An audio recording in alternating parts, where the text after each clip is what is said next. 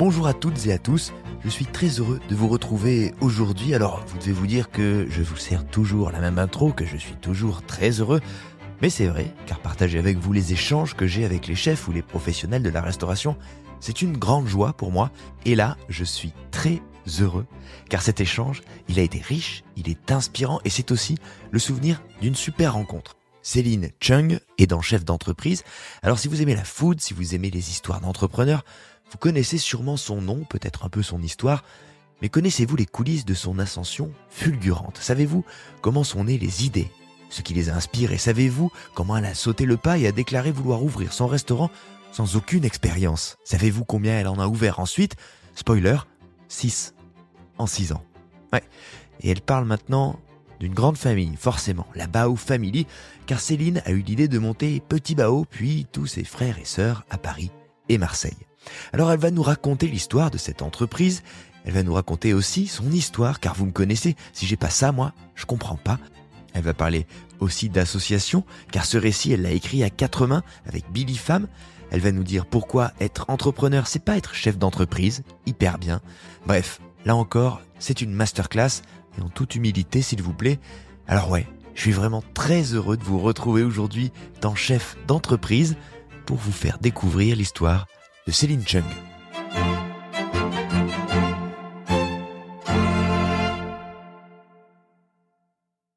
Je suis née à Paris et mes parents sont d'origine chinoise. Et du coup, j'ai grandi dans cette double culture. Et j'ai grandi dans une boutique, dans celle de mon grand-père, qui a été reprise par mes parents, une maroquinerie dans le cœur du Marais. Et en fait, j'ai grandi dans cette boutique et travaillé très tôt dans cette boutique. Donc, je suis une fille de commerçante et j'ai toujours aimé le contact avec les gens. Et je crois que ce que j'aime dans la vie, c'est la cuisine, c'est faire plaisir aux gens, c'est les voyages, c'est la poésie, l'architecture, l'art. Et Waouh, du coup, il y a beaucoup de choses. il y a beaucoup de Il y a choses. beaucoup de choses. Mais Ouais. à cette époque, dans cette boutique, tu nous as donné déjà beaucoup d'éléments. Tu parles de double culture. La double culture, effectivement, on se parle d'origine et d'un endroit où on a grandi. Mais qu'est-ce que tu y mets, toi, derrière ce mot de double culture? Qu'est-ce que ça t'évoque tout de suite? Alors, ça m'évoque des traditions et des codes sociaux, des habitudes qui en fait sont spécifiques à chacune des cultures. Et en fait, moi, je me suis un peu adaptée on va dire, au code français à l'école notamment, Mhm. alors que je ne connaissais pas la langue au départ, pour être acceptée. Parce Et qu'à la maison, c'était plutôt chinois, chinois. complètement. Et de l'autre côté, d'accord. Du coup, tu avais Ah des ouais. journées à double vitesse. Ah mais double vie, schizophrène. Ouais. Donc à l'école, je parlais français, je mangeais du pain et avec des fourchettes. Je rentrais et à la maison, je rentrais, je parlais chinois, le dialecte de mes parents. Je mangeais du riz avec des baguettes D'accord. et je Et mangeais tu le jamais de vivais pain à la comment? maison. Moi, je trouvais ça marrant de vraiment vivre une double vie. Ouais. Parce que vraiment, à l'école, je faisais pas du tout petite fille chinoise parce que je parlais pas trop de ce qui se passait à la maison. Mhm. Donc, je m'intégrais Ouais, t'étais vraiment à complètement. l'environnement, complètement Ouais. française. Et à la maison, j'étais complètement chinoise. D'accord. Et tes parents, ils agissaient comment dans ce cadre-là? Est-ce qu'ils t'encourageaient à préserver une identité, un patrimoine, une manière d'être? Ou au contraire, est-ce qu'ils te disaient, sois la plus française possible, entre guillemets? Alors, c'est marrant, mais c'est complètement les deux. Ah ouais. Ouais, parce que en fait, donc ils vivaient dans le quartier de Arts et Métiers. C'est une communauté chinoise qui vient de la ville de Wenzhou, au sud de Shanghai. Et du coup, on vit en communauté avec mes oncles, mes tantes, nos voisins qui Qui ont était tous des donc là, dans commerces. ce cas. Ah Ils oui. sont dans ce quartier et puis on se fait des copains avec les commerçants du coin, quoi, qui viennent tous de la même ville.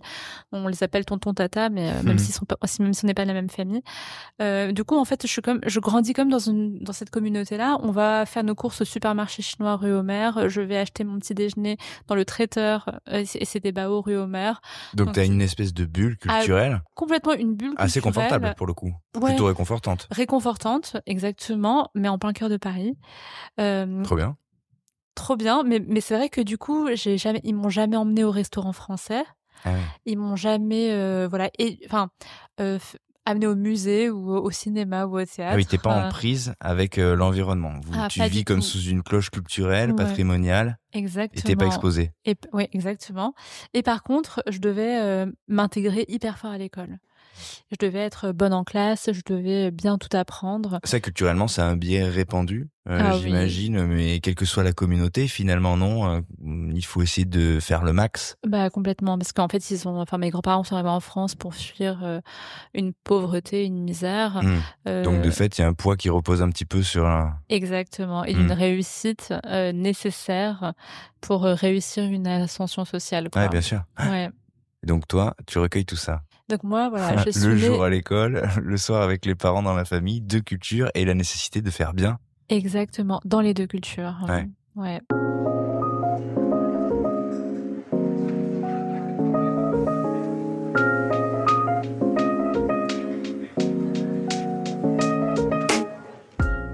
Qu'est-ce que tu te dis de l'enfance? Tu parles de ce commerce et du fait que tu avais déjà un rapport avec le public, l'envie de les accueillir, d'échanger. Quand t'es petite, comment tu te projettes, comment tu te vois plus tard?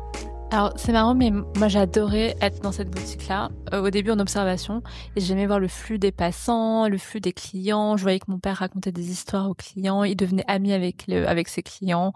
Je trouvais ça assez fou, et c'était des clients qui venaient toutes les semaines. Et après on pouvait prendre le petit déj ensemble ou déjeuner ensemble. Donc il y a une vraie relation intime qui s'est nouée avec ces personnes-là qui passaient la porte de notre boutique, Mmh. et j'adorais ça. Et en Est-ce que fait, c'était des Parisiens, des Français ou ah pas de du tout? Ou alors de c'était tout tout. mélangé? Ah oui, Alors mes parents, leur boutique, c'était une boutique de gros, et du coup, ils vendaient leurs sacs à des personnes qui avaient des boutiques, d'accord, voilà, OK. en Donc là, pour le province, coup, il y avait une ouverture et c'était pas du tout, complètement. d'accord. Ouais.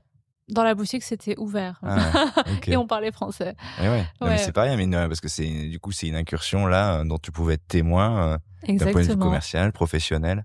complètement. Et moi, dans cette boutique, je pense que j'ai un peu rêvé, tu vois, d'avoir ma propre boutique un jour. Je rêvais d'avoir un lieu sans savoir, quel type de lieu encore. Et alors, c'est quoi qui t'amusait là-dedans? Parce que moi, j'avais le même truc moi, c'était le côté marchand. J'adorais ce truc de Ouais. l'échange. Toi, c'est quoi qui te plaisait là-dedans? On sent qu'il y a le rapport aux gens, en l'occurrence, Ah oui, qui il te y a le parlait. rapport aux gens et en effet le côté marchand. Ouais, Pour moi, la vente, c'est un jeu, et leur vendre, et raconter une histoire autour d'un produit, pour ouais. moi, c'est un jeu, et j'ai toujours, adoré ça. Et donc, quand t'étais petite, tu disais quoi? Un jour, je vais avoir un magasin, un lieu sans trop savoir quelle pouvait être sa vocation Ouais, ou complètement. son propos. Ouais, je savais que j'allais avoir un lieu, que j'allais tenir un lieu, qu'elle allait être plutôt mon univers. Il était aussi un moment question que je reprenne la boutique ou le commerce de mes parents. Et en fait, très tôt, j'ai su que je voulais faire mon propre chemin. Et donc, c'était mon propre lieu. Mais vraiment, je n'avais aucune idée Ouais, de ce que ça de allait la forme que être. ça pourrait Pas prendre. du tout. Et à un moment, je pensais que ça allait être une boutique de mode, parce que tu vois, j'ai fait un stage à un moment chez Chanel, et donc je me suis dit pourquoi pas la mode. J'aime le savoir-faire, j'aime les belles choses, donc ça allait être quelque chose en lien avec une expertise, un savoir-faire. Mmh. Mais je n'avais aucune idée à l'époque que ça allait devenir ce que c'est aujourd'hui. Ah oui, bah oui, c'est sûr, j'imagine. Comment tu grandis, comment tu avances dans le temps? Alors, il y a cette envie de réussir, d'excellence, de s'élever socialement. Donc, tes études, elles vont subir, entre guillemets, cette volonté, ou est-ce que tu vas faire peu d'études? Tu vas t'orienter comment? Alors non, j'ai été assez assidue, et j'étais vraiment T'as coché les cases, j'ai bon élève. coché les cases bonne élève. J'ai vraiment le cliché de la petite fille asiate, première de la classe. Vraiment, tu vois, au lycée. Après, j'ai fait une prépa, une école de commerce. Oui, Mais clairement, il fallait que j'ai un métier, un beau métier. ouais, Et mes parents voulaient que je sois cadre pour une grande boîte française, d'accord, ouais. pour assurer une sécurité financière. Donc c'est le parcours que j'ai eu, en fait, hyper classique. Donc là, Et tu traces, tu fais toutes ces années, mais là, ouais. l'idée d'ouvrir un commerce, elle est pas forcément présente. T'avances, faut que tu sois forte et Alors ouais, j'avance, mais au fond de moi, quand même, je savais qu'un jour j'allais monter mon propre projet. Je pense que j'ai toujours su que que j'avais envie d'être indépendante. J'ai toujours su que je voulais un peu avoir mon propre destin, et que j'allais faire en sorte, j'allais faire en sorte d'accomplir un peu ma destinée, sans savoir ce que c'était, ouais. mais je savais que j'allais avoir un destin pas commun, pas commun, mais en tout cas pas celui que mes parents avaient Ah oui. avaient envisagé Mais pour du coup, moi. dans un premier temps, tu te dis, je vais les rassurer, Alors au début, prépa. Parce que t'as pas entrepris tout de suite, de fait. Ah non, bien sûr. Ouais. Ouais. Prépa école de commerce, je pense que c'était aussi un domaine qui me plaisait, généraliste. Et ensuite, j'ai fait du conseil pendant 3 ans. Et le conseil, c'était pour moi une possibilité en fait de continuer à apprendre dans des domaines ultra différents et de toucher un tout petit peu à l'entrepreneuriat. Ça consistait en quoi ces 3 années? Du coup, tu faisais quoi? Qu'est-ce que t'as découvert? Alors, en gros, je faisais des missions pour des grosses boîtes du CAC 40 sur des projets de transformation digitaux. Ça pouvait être Carrefour, mise en place d'un nouveau système d'information fournisseur. D'accord. Et toi, tu les accompagnais dans cette démarche? Ouais, c'était des grands groupes qui avaient une volonté d'innovation, d'innovation, exactement. Et toi, tu les conseillais là-dessus? Oui, complètement. Enfin, en fait, je menais un projet et je menais à bout le projet avec une équipe. D'accord. Mais au bout de 2 ans, j'ai su que c'était pas du tout pour moi. Par contre, j'ai énormément appris. J'ai appris à gérer des projets de grande ampleur. J'ai appris à défendre une vision auprès de cadres très haut placés. Ouais. J'ai appris beaucoup de choses. Par contre, clairement, je savais que pour moi, ça n'avait pas de sens et que moi, j'ai besoin d'avoir des actions concrètes qui se voient à un rythme qui soit rapide. Donc de l'agilité, une échelle plus réduite pour pouvoir voir l'effet de ce que tu entreprends. Là, c'était des grands groupes, donc en fait, ça mettait de l'inertie. Exactement, de l'inertie, 15 stades de validation avant de arriver à quelque chose. Et moi, clairement, j'étais très frustrée et je ne voyais pas en fait l'impact finalement de mon travail quotidien. Ouais. Du coup, vraiment, ça manquait de sens. Et donc au bout de 2 ans, je me suis dit ça y est, c'est le moment. Enfin, t'as fait tes 2 ans, t'as appris. Maintenant, c'est le temps de réfléchir à ce que t'as vraiment envie de faire. T'avais quel âge à ce moment-là? J'avais 25 ans. D'accord. Quand j'ai commencé à réfléchir. Après, j'ai démissionné à 26 ans. Et j'ai mis 1 an du coup à poser toutes mes idées sur un carnet. Donc je savais que je voulais entreprendre, je savais pas encore dans quoi, et donc à chaque fois que je me baladais, que je parlais à des amis, que je voyais quelque chose, un manquement, un besoin qui n'était pas comblé par un service, en gros je commençais à noter mes idées dans un carnet. Il doit y avoir, ça doit être drôle de relire aujourd'hui ce genre d'idées parce que t'as dû en avoir des. En fait, ça a commencé par des post-it. Donc chaque idée, je me la mettais sur un post-it. J'avais un board de post-it avec des idées. Chez toi, chez moi, il y avait un nouveau post-it toutes les semaines. Et en fait, ce truc de post-it, je l'ai transformé du coup. Les idées les plus intéressantes, j'ai commencé à les écrire dans un carnet. Et en fait, je commençais à développer de manière plus approfondie chacune des idées. J'en avais à peu près 10. Et en fait, sur les 10 idées, il y en avait 6 autour de la food. En fait, sans m'en rendre compte, je me suis rendu compte que ça tournait quand même beaucoup autour de la cuisine, sans savoir pourquoi. C'était les idées qui me venaient spontanément. Et c'est lors d'un voyage en Iran, entre ma 2e et ma 3e année de conseil, où j'étais avec mon ex de l'époque, et là, je commence à lui parler d'un restaurant. Et je commence à lui décrire, à verbaliser cette vision que j'ai dans la tête. Je lui disais, j'aimerais bien, je me vois dans un resto comme à Shanghai, qui sert des bao, avec d'autres plats, les classiques de la cuisine chinoise qu'on adore manger. Mais j'aimerais bien avoir des bao quand même en produit parce que c'est hyper réconfortant et c'est un produit du quotidien. Je commençais à lui raconter le menu, je commençais à lui raconter même la déco du resto. Et en fait, j'ai commencé, moi, à me projeter dans un restaurant.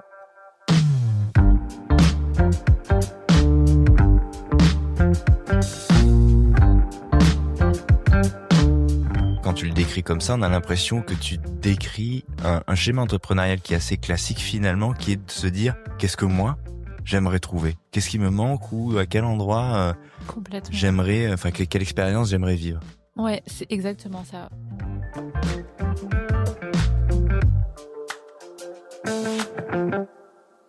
Et moi, tu vois, j'ai habité à Shanghai pendant 6 mois. En revenant à Paris, je me suis rendu compte que je ne trouvais absolument pas les saveurs que je pouvais manger à Shanghai. Ouais.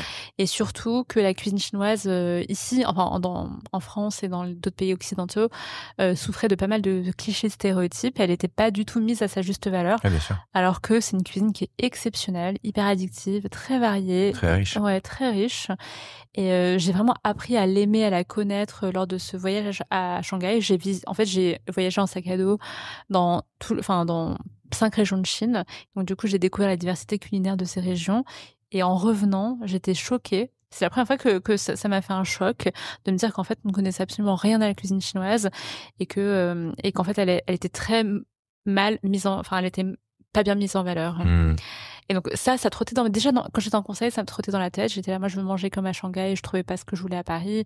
Je voyageais à Londres ou à New York. Je trouvais des choses qui étaient quand même intéressantes. Un peu plus inspirées déjà. Exactement. Donc ça a commencé à m'inspirer.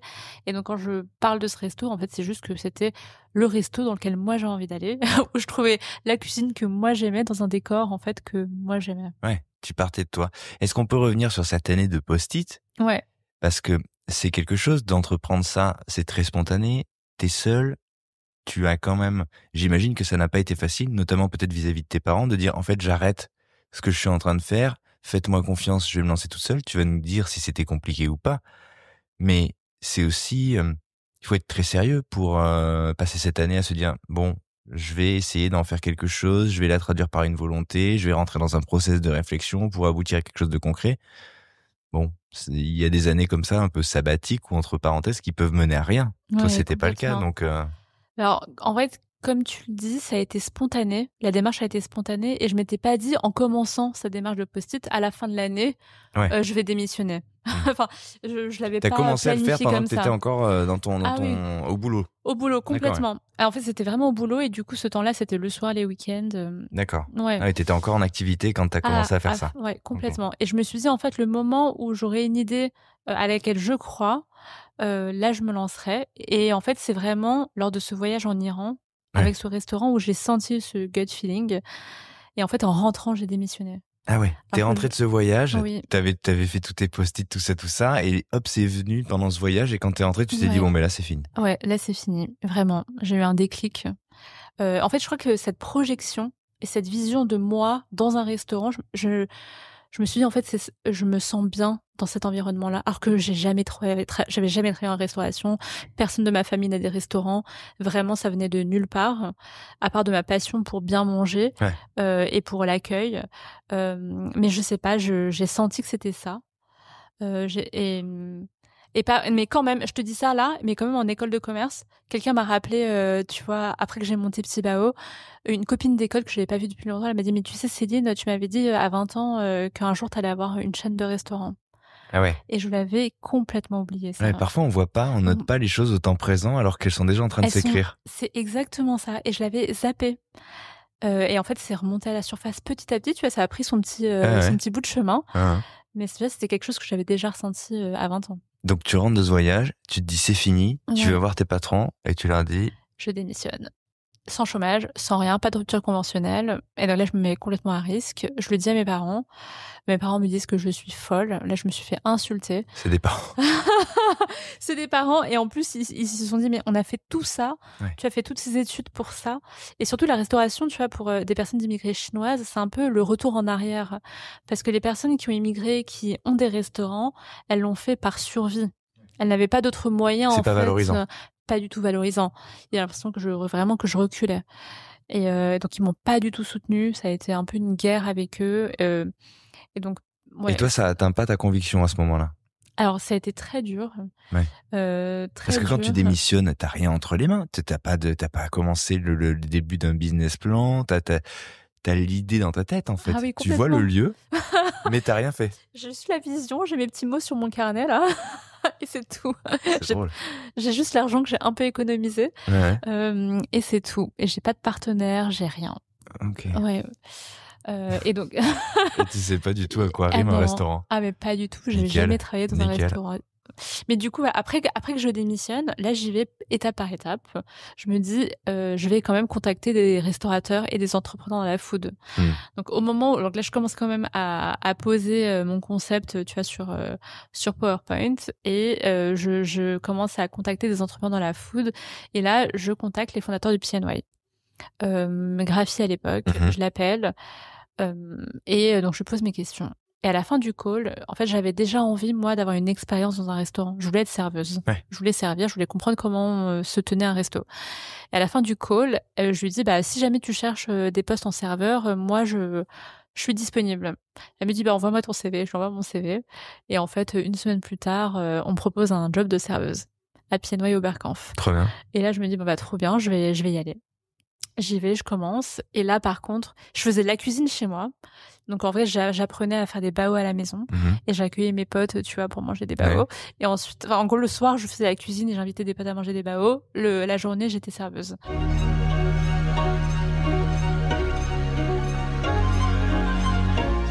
Et par contre, c'était une période hyper difficile pour moi parce que en vrai, j'étais payée 10 € de l'heure à l'époque et je sortais de ma tour de la Défense. Ouais. Et en y allant, je me souviens un jour, je pleurais. Je t'ai dit, qu'est-ce que t'es en train de faire? Qu'est-ce que je fais Qu'est-ce que j'ai fait? Et ouais, parce que là, pas d'argent. Et puis, t'as un chrono au-dessus de la tête. Parce que, exactement. Tous tes potes ont un avenir tracé, ils ont leur poste. Ouais. Et toi, t'es là, tu vas servir des burgers.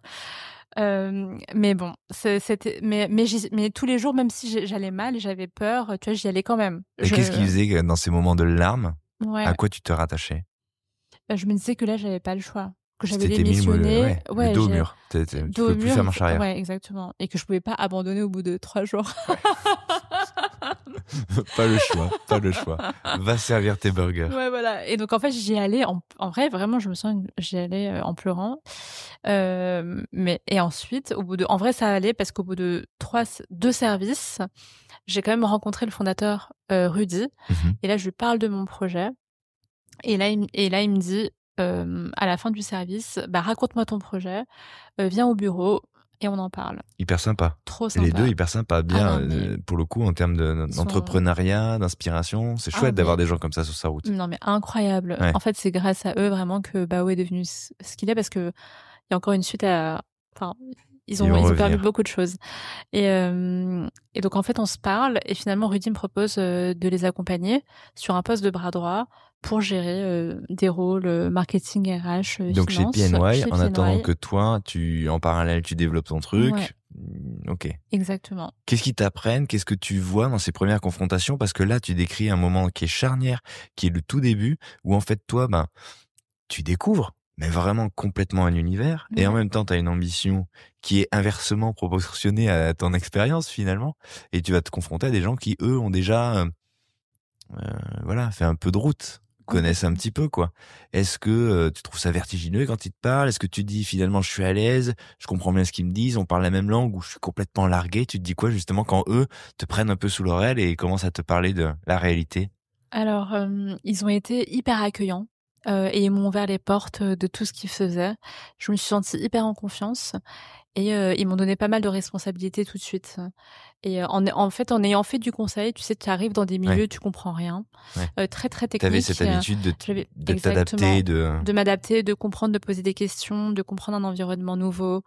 Donc, en fait, ils me racontaient leur métier. Ouais. Et en fait, moi, j'absorbais. Tu captais direct. Ouais, j'absorbais, je captais, je posais des questions. En fait, mon rôle s'est agrandi avec le temps. Et moi, comme j'avais l'ambition d'ouvrir mon propre restaurant, vraiment, j'étais là pour apprendre. Ouais. Donc, en fait, je faisais donc, et genre le plus vite possible ouais. pour pouvoir apprendre le plus possible. Et en fait, j'ai appris vraiment de manière hyper accélérée, mais parce que j'avais cette soif d'apprendre. Ouais, avec le projet en perspective. Complètement. Donc très curieuse. Du coup, je prenais tout en responsabilité. Je gérais les projets. J'étais hyper autonome. Mais là, ils te font passer de quoi? De serveuse à quoi, du coup? Quelles sont j'étais les bras droit. Ah ouais. Ah ouais, je gérais les RH. Je faisais les payes. Je faisais le contrôle de gestion. D'accord. Donc là, tu vois, c'est la mécanique du. Ah ouais. Complètement. Je vois vraiment la mécanique de comment tu. Et à l'époque, ils avaient 4 restaurants. Donc je voyais comment on gérait 4 restos, quoi. J'étais vraiment au milieu de la machine. Donc hyper intéressant. Et en plus, à ce moment-là, ils ouvraient un nouveau restaurant à Pigalle. Et donc, en fait, j'ai la chance de voir les étapes de conception jusqu'à l'ouverture. Et ça, hyper intéressant. C'était parfait en termes de formation. Tu pouvais pas rêver mieux. Ah, je pouvais pas rêver mieux. C'était béni, quoi. Et une confiance incroyable. Moi, j'apprends énormément. J'ai adoré mon expérience. C'est des très belles personnes, très beaux entrepreneurs, hyper inspirants. Mais c'est une bonne leçon, ça, parce que finalement, quand tu as un projet, tu peux avoir la crainte, manquer d'audace. Tu peux même parfois penser que, il faut pas trop parler de ton idée. Peut-être qu'il faut creuser son sillon dans son coin. Ça, c'est un chouette exemple, je trouve, parce que au lieu de ça, aller voir des gens et dire, voilà, moi j'ai une idée, j'aimerais bien faire ci, est-ce que je peux, ça marche pour le coup, ça peut être. Faut-il tomber sur des bonnes personnes? Mais je pense qu'il y a pas mal de bonnes personnes en fait. Il y a plein de bonnes personnes. Et en vrai, ça t'ouvre des portes. Je trouve que parler de son projet, ça Ouais. t'ouvre des portes. Et même, c'est la même chose pour trouver un associé. Pour trouver un associé, t'es obligé de parler de ton projet. Ouais. Et donc, ça va attirer des gens. Ouais. Si t'es tout seul dans ton coin, en fait... Ouais, mais c'est intéressant parce que Ouais. ça peut être contre-intuitif. C'est-à-dire que Oui. parfois, selon les cultures, on peut se dire, oh là là, non, attends, j'ai une idée, il faut surtout pas que je parle de, Oui. attends, tu sais ce que c'est un bao? Non? C'est très bien, je vais pas te parler de ça, tu vois. Non, mais tu vois, il pourrait y avoir des réflexes Complètement. comme ça, quoi. Oui, complètement. Toi, non, en fait. Toi, Ah t'es allé non. dans l'ouverture et Oui. eux aussi, finalement, et finalement, Complètement. chacun s'est apporté des choses. Ouais, c'est exactement ça. Mais moi, je suis dans une démarche très ouverte, très transparente, Ouais. très sincère. Et en fait, je me dis, même si on a les mêmes idées, on a toujours des visions légèrement Bien différentes, sûr. ou des exécutions légèrement différentes. Et il y a de la place Ouais. pour tout le Et monde la dans cette place pour histoire. tout le monde, Il suffit complètement. enfin voilà, ceux qui ne tiendront pas sont ceux qui ne sont pas bons, mais finalement, c'est pas dans la concurrence que ça va se jouer. Oui, complètement. Comment ça va évoluer? Ça va durer combien de temps, cette période PNY, du coup, où tu fais du burger? On est loin Alors, du ça dure 1 an. 1 an? Ouais, Ah ouais, donc 1 an. 1 an hyper accéléré. Toi, tu t'es fait une formation 1 an, d'accord. Ouais, complètement. À la Trop bien. base, je voulais rester que 6 mois. J'avais un CDD de 6 mois, du coup. D'accord. Et le CDD, du coup, a été prolongé parce que, du coup, moi, ça me permettait de voir la réalité d'une ouverture. Ouais. Je voulais aller au bout, en fait, Ouais, bien de sûr. ce restaurant. Et en fait, je suis partie vraiment le lendemain de l'ouverture. Ah ouais? Ouais. Ah ouais, symboliquement, bon, salut, merci. Oui, c'est vrai qu'à ce moment-là, en fait, j'étais restée parce qu'ils en avaient besoin Ouais. et que ça me permettait d'aller au bout du projet. Mais c'est vrai que je commençais vraiment à vouloir entreprendre par moi-même. Et qu'est-ce que tu avais fait pendant cette année sur ton projet et sur l'idée que tu avais, toi, de ce restaurant fantasmé jusque-là, que tu désirais monter? Tu l'as avancé comment pendant cette année? Le soir, tu bossais dessus? Alors, pas du tout. Moi, je D'accord. suis quelqu'un de plutôt focus. OK. Quand j'étais chez PNY, mon focus T'étais c'était 100% d'apprendre. PNY et 100% j'apprends. PNY, j'apprends. Par contre, bien sûr, en fait, ce que eux m'apprenaient me permettait de peaufiner le concept, mais Oui, bien sûr. tout se passait dans ma tête. OK. J'avais plus du tout retouché à mon business plan, Tu- ni à mon. D'accord. J'avais pas touché mes projets. Pas de trucs à la fois. Pas du tout. OK, Ah, focus. ouais, hyper focus. Donc t'arrêtes PNY. J'arrête PNY. Alors, ce qui est fou, là, c'est que c'est eux qui me présentent mon associé. Donc 1 mois avant que je parte, ils savaient que je partais. Ouais. Billy, femme, mon associé, va les voir en leur disant « Je veux monter un nouveau concept de restaurant asiatique ». Il est vietnamien d'origine et il venait de la franchise. Il avait des franchises Subway Begelstein. Uh-huh. Et lui, en fait, il n'avait pas forcément d'idée de concept. Par contre, il savait qu'il voulait créer un groupe de restaurants asiates modernes et contemporains. D'accord. Et là, donc, il va les voir avec ce projet. Et là, ils leur disent, mais il faut absolument que tu rencontres Céline. Elle veut monter des restaurants chinois modernes. Ça peut paraître, et pour ceux qui nous écoutent, on peut se dire, oh là là, c'est fou, la chance et tout. Alors, ok, très bien. Néanmoins, ça n'est valable que si, et toi, et lui, et eux, sont dans cette démarche d'ouverture dont on parle, justement. Ce truc de, mais en fait, moi, je vais voir, moi, je vais parler, moi, je veux partager, moi, je veux connaître et faire connaître. Et c'est là que ça peut marcher. Ouais, c'est ça.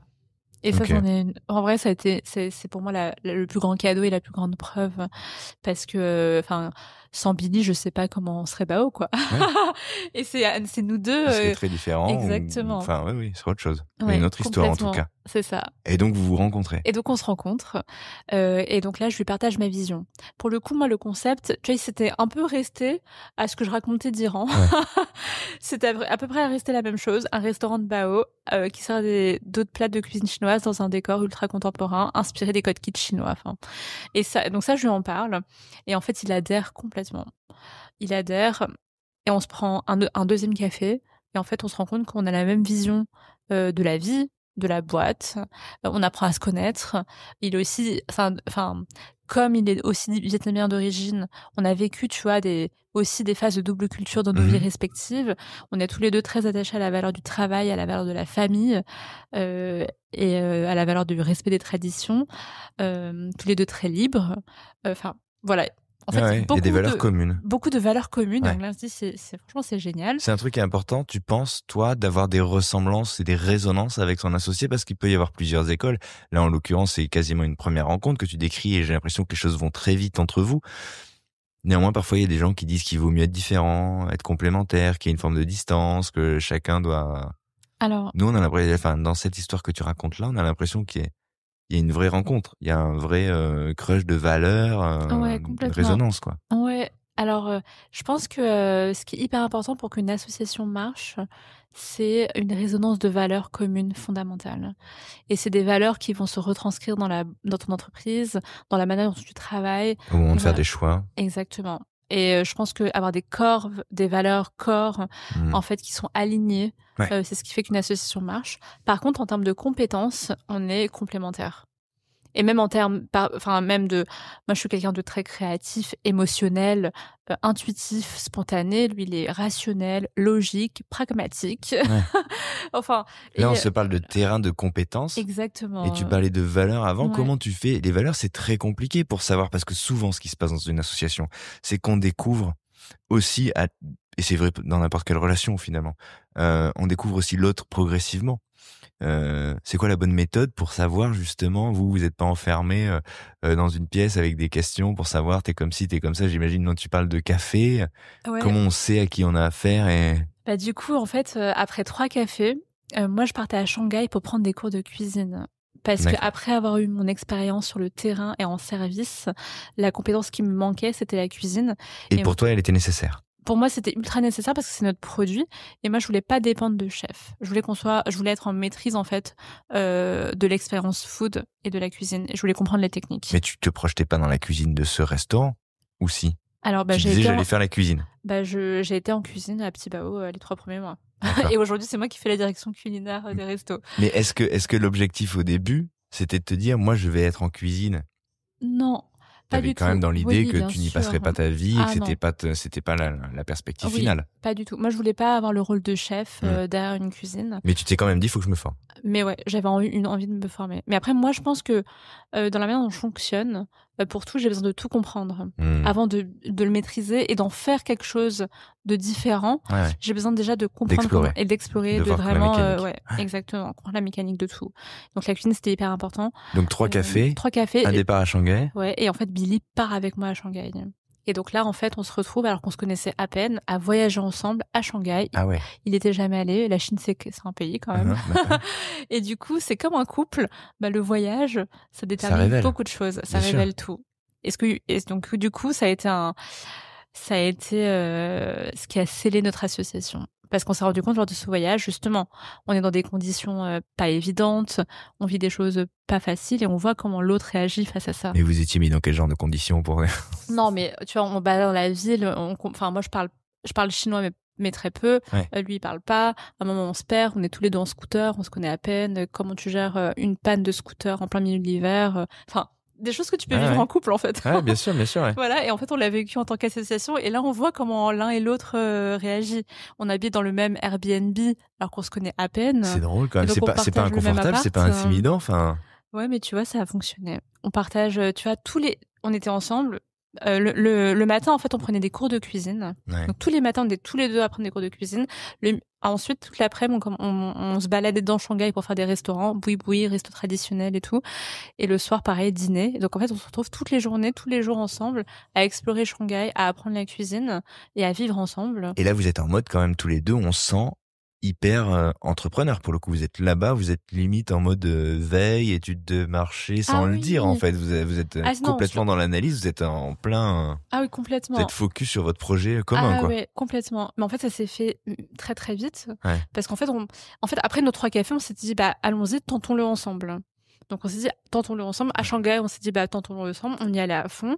Et donc en fait, on n'y allait pas, on y allait à fond. Ouais, ouais. Et donc là, on a commencé en effet à faire l'étude de marché à Shanghai, à peaufiner beaucoup plus le concept, la carte. La carte, on l'a définie vraiment à Shanghai à 70%. On a même fait les recettes du restaurant là-bas. On a commencé à positionner le prix, enfin vraiment, on a commencé à modéliser le resto là-bas. Mais l'étude de marché, tu l'approfondis beaucoup ou parce que c'est difficile de la réaliser? Pourquoi? Pour connaître les attentes d'une demande, en l'occurrence à Paris, sur une cuisine qui n'est pas forcément bien représentée ou en tout Complètement. cas mal perçue, mal traduite. Oui, alors Compliqué ça, de faire une étude de marché quand même. Est-ce qu'elle est approfondie? Est-ce qu'elle aboutit? Ou est-ce que tu survoles un peu les choses? alors ce qu'on a fait, Sachant qu'en plus, vous n'êtes pas sur place au moment où vous la faites. Alors, on a fait l'étude de marché en fait à Shanghai, plus pour voir les tendances qu'il y avait autour de la cuisine chinoise un peu plus contemporaine. On voulait vraiment tester les concepts qui fonctionnaient très fort. Et après, à Paris, quand on est rentré, là, on a testé aussi tous nos concurrents de l'époque. Et donc, on va dans les restos, on goûte, on regarde le prix, on regarde les clients, on regarde l'affluence, on regarde les quartiers dans lesquels ils sont. Donc, on fait cette étude-là nous-mêmes. On fait plusieurs restaurants. On sent que vous êtes hyper stratégique quand même, que vous gérez bien le truc et que c'est bien bordé, quoi, cette histoire. Je pense, ouais. Je pense hyper assuré. Je pense, oui. Et après, on fait aussi une étude un peu, tu vois, dans le monde, quels sont les restaurants chinois qui cartonnent aux États-Unis, à Londres, en Asie du Sud-Est. Est-ce que tu regardes ces exemples, par exemple, à l'étranger, en te disant qu'ils sont duplicables ou pas? Parce que souvent, dans la restauration, quand on entend des choses et qu'on parle de concept, il y a une idée reçue selon laquelle on peut transporter les choses et des contre-exemples qui disent un truc qui marche à tel endroit ne marche pas forcément, voire pas du tout ailleurs. Ouais, ça c'est vrai. Je pense que c'est vrai. Je pense qu'un concept qui cartonne dans un pays peut ne pas fonctionner dans un autre pays parce qu'en fait, les règles de vie, le lifestyle du pays est très différent. Être très, très différent. Et je pense qu'il faut quand même s'aligner par rapport au lifestyle du pays dans lequel on va.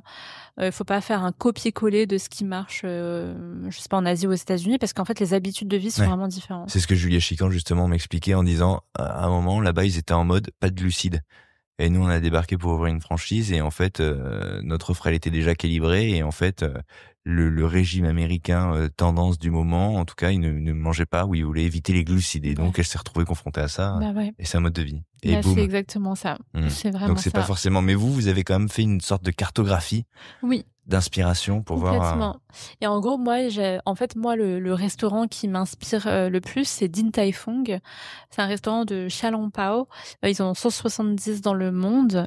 Énorme cantine chinoise où genre les Xiaolongbao sont faits à la main devant des grandes cuisines ouvertes. Donc déjà au vu du nombre et du succès des restaurants, je trouvais qu'il y avait un marché fort. Et par contre, c'est dans des endroits et des décors qui sont très traditionnels chinois. C'est vraiment efficace. C'est pas moderne. C'est pas forcément très esthétique. Et je me suis dit, moi, je veux faire le Din Tai Fung moderne, quoi. Bon, c'est un peu comme ça que je l'ai construit. Et même volonté, même intention, même soin apporté. Volonté de traduire patrimonial un petit peu, mais ambiance et mood un peu différent. Ouais, plus immersif, plus esthétique, plus moderne. Ouais. Avoir une ambiance, instaurer une ambiance qui manquait à cet endroit. Complètement. Donc vous faites votre petite étude. On fait notre étude. Vous revenez de Shanghai, tout ça, vous avez votre expérience. En plus, vous avez coché la case, on s'entend bien et on va rouler ensemble et ça a marché. Exactement. Et après, juste pour revenir à ta question sur les valeurs, comme je te disais, ce qui faisait que... Ce qu'on a en commun en fait avec Billy, c'est qu'on est très attaché à nos familles, nos parents, nos enfants, si on en a. Vraiment, le cercle familial est très important pour nous. Et aussi, on est des travailleurs. La valeur travail aussi dans les cultures asiatiques est très importante. Donc, en tout cas, on s'entendait dans ce rythme de travail aussi, dans l'ambition. On portait la même ambition de créer un grand groupe, même si on commençait par un restaurant, on savait en fait qu'on avait l'ambition en tout cas d'en ouvrir plusieurs. Et après, on est des gens plutôt, on va dire simples. Et en fait, sur ça, on s'entend aussi. Donc ça a validé vraiment que il fallait trouver ces ressemblances. Oui, complètement. Et donc c'est pour ça que en fait la discussion était très facile et que ça allait très très vite. Après, on est rentré de Shanghai et on s'est mis à la recherche d'un local.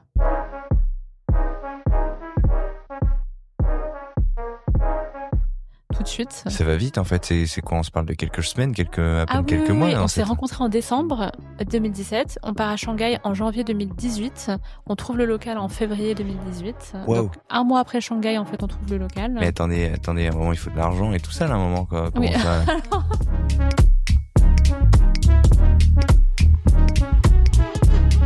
Alors, en fait, tu sais, moi, j'avais économisé de l'argent avec le conseil, donc j'avais mon apport. Billy avait aussi son apport avec ses franchises. Donc, on avait une petite somme qui nous permettait d'aller lever de l'argent auprès de la banque. D'accord, ok. Simple. Enfin classique. Classique, exactement. Donc, une fois qu'on a le local, on va présenter notre dossier auprès des banques. Bon, là, c'était pas évident, parce que pour une première affaire, pour enfin moi, première affaire, ça n'a pas été évident, mais au bout de quelques murs, Ouais. on a trouvé une solution Ouais. et on a réussi à se faire financer. Parce que les banques, elles prenaient pas au sérieux par manque d'expérience? Ouais, manque d'expérience, aussi ma jeunesse. Ouais. Je sais plus, 27 ans à l'époque. Mmh. Et Pas l'envergure d'expérience de chef. Ah oui. Et l'envergure du projet? Là, elle était comment? Parce que souvent, c'est forcément une donnée que les gens prennent en compte. Bien Si sûr. tu veux ouvrir un truc qui fait 20 couverts, c'est une chose. Si tu veux ouvrir un truc qui en fait 160 ou 200, c'est autre chose. C'était quoi la perspective? Alors là, on commence par Petit Bao. Et du coup, c'est un restaurant de 60 couverts. Donc une taille moyenne. Ouais. Mais qui est pas Petit. petite Mmh. non plus. Mmh. Et qui, au final, on empruntait quand même 500 000 euros à la banque. Donc c'est quand même une somme. Ouais, D'habitude, ils prêtent 200 000 euros, je crois, pour les premières affaires. Ouais. Donc, cette ambition, on va faire 60 couverts, donc on a besoin de ça. Ces 500 000 euros, ils couvrent quoi? Dépenses matérielles? Complètement. L'équipement de cuisine, tous les travaux, on a refait l'ensemble des travaux du restaurant. Mmh. Et en fait, les travaux, quand même, coûtent cher. Ouais. Et le fonds de commerce. Ouais. Et est-ce que vous prenez, par exemple, un peu de personnel? Est-ce que vous vous donnez, je ne sais pas moi, 2 mois de frais de fonctionnement, de frais de roulement, de stock, de personnel en amont, enfin, après l'ouverture, je veux dire? Oui, il faut Sous toujours ce prêt? prendre un peu de frais pour couvrir tout ça. Ouais. Mais malheureusement, nos travaux ont dépassé Ouais. notre Tout le monde a ce budget. truc de se dire, on va prendre un Voilà. peu plus, comme ça on va couvrir les 2 premiers mois, 3 premiers mois, on va Ouais. souffler. Et en fait, quand ça démarre, en fait, on les a déjà mangés parce que tout a pris du retard, les Ouais. travaux sont plus que prévus, on a enlevé un mur et en fait, derrière, on a découvert que... C'est exactement ça. Ouais. Ouais. Bon. Mais on a eu de la chance parce qu'on a ouvert et ça a fonctionné tout de suite. C'est quoi le spectre horaire? En fait, ce Petit Bao, il est disponible quand pour les gens? Alors, il est disponible tous les jours. Mmh. On voulait vraiment une cantine qui soit ouverte 7/7, de midi à 15h et de 19h à 23h. D'accord, donc sur les temps de repas, mais Ouais. tous les jours. Mais tous les jours, c'est Ok. ça. Combien de personnes chez Petit Bao? En staff, on Ouais. doit être 25 personnes. Dès le début, non? Ah non, on a commencé, on était 9, D'accord. avec Billy en salle, moi en cuisine. D'accord. Et en fait, très vite, on a eu un succès vraiment immédiat et on a dû recruter presque tous les jours. On est passé de 9, je crois, à 20 en un mois. Alors, il faut décrypter ça. Ce succès immédiat, il y a plusieurs facteurs, j'imagine. Rétrospectivement, peut-être que tu les lis. Ça tient à quoi? La proposition qui frappe juste, très certainement. Oui. Je pense qu'on était parmi les premiers à proposer une offre autour de la cuisine chinoise comme ça. Cuisine faite maison, des xiaolong pao qui sont vraiment un produit difficile à trouver en France. Une pâte très fine. Il faut une vraie expertise de pliage et réussir à faire le bouillon à l'intérieur. Donc on était parmi les premiers à faire ce produit-là avec une cuisine ouverte et des maîtres bao qui font ces bao devant toi.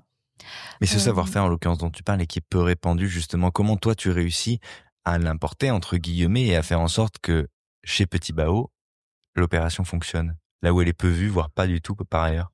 Oui, en fait, ce qui est complexe, c'est le temps humain que ça nécessite. Et donc, en effet, ça a un coût de staff. Mmh. Et en France, les charges sont importantes. Mmh. Donc, c'est ça qui fait que ce produit-là est rare. D'accord. Nous, en fait, on a fait en sorte, du coup, de parier sur quand même du volume. Nos prix sont toujours les plus justes et les plus accessibles possibles, mais c'est vrai qu'on a un nombre de couverts qui défilent dans le restaurant qui fait qu'on peut absorber finalement cette charge. D'accord, ok. Donc vous avez pris le parti de faire un truc qui est un peu exigeant et qui donc avait pu décourager de potentiels concurrents en vous disant, nous, on va en vendre plus tout simplement.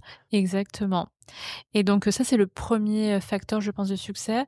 Et après, le deuxième, je pense, c'est que on est arrivé aussi avec une énergie, une campagne assez audacieuse. Et donc, en fait, pendant les travaux, j'avais placardé sur les façades notre tagline qui est No dogs, no cats, no rats, just Chinese food. Pour vraiment montrer qu'on allait être là pour casser tous les clichés et que ça allait être très différent de tout ce qu'ils pouvaient s'imaginer. Et en fait, ces affiches-là, elles ont commencé à faire du bruit sur les réseaux sociaux, même avant qu'on ouvre, parce que les gens qui passaient en fait dans la rue Saint-Denis commençaient à les prendre en photo et à les poster sur Instagram. Donc tu te jouais de clichés qui sont quand même pourri, disons-le, quoi. Enfin, bien franchement, sûr, c'est voilà.